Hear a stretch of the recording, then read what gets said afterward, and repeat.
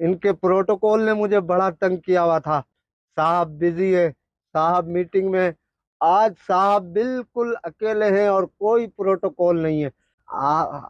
یہ کیا ہو گیا آپ کو؟ آپ تو جج تھے, آپ کا دبدبا تھا, جیسے چاہتے تھے قلم چلا دیتے تھے. ہیں آپ ایسے ہو گئے؟ آپ اتنے تنہا ہو گئے, آپ اتنے اکیلے ہو گئے. یہ کیوں؟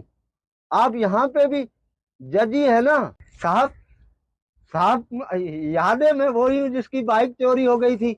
میں آیا تھا آپ کے آفس کے باہر 6 گھنٹے کھڑا تھا, مگر آپ کے پروٹوکول والے تو مجھے اندر آنے ہی نہیں دے رہے تھے.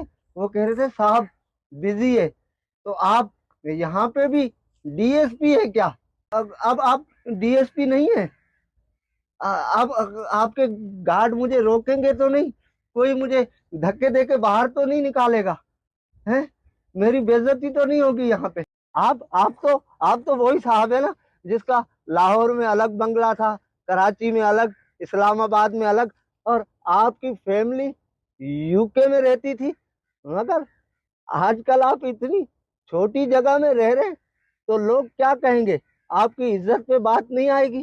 ہیں آپ یہاں بھی تو بہت بڑے, آپ تو اتنے بڑے بلڈر تھے, آپ کا تو اتنا نام تھا. آپ تو ساری چیزیں بنا بنا کے لوگوں کو بیچتے تھے, اور اس کے بعد اس کی ڈبل فائل نکل آتی تھی.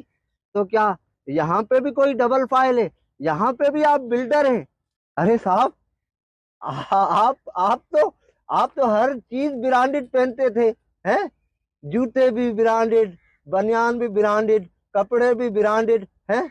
تو کیا یہاں پہ بھی ساری چیزیں برانڈڈ ہیں؟